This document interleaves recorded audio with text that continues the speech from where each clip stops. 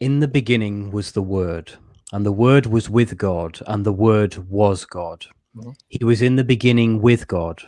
All things were made through him, and without him nothing was made that was made. So In he's the creator of him all was things, right? life. Before we move on.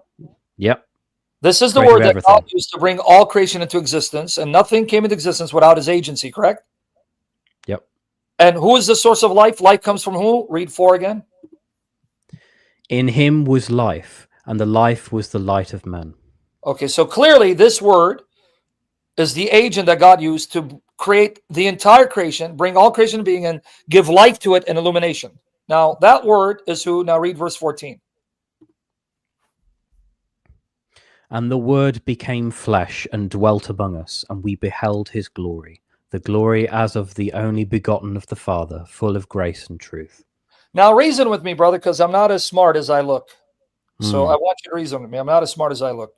If the word becomes flesh, becomes human, and he does so partly to then accomplish the Father's will and being a servant, because that's John 6, 37, 38. Can you read John 6, 38 for us?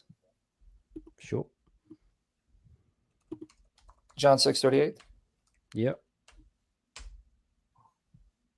Put the wrong thing in. Apologies. Right, there we go. John 6:38. And you must have 20/20 vision, because then I cannot see it. There we go. For I have come down from heaven, not to do my own will, but the will of him who sent me. So he became flesh to serve the Father and accomplish his will, correct? Yes. And all throughout Scripture, we're told that he becomes a servant, that he takes the status of a servant.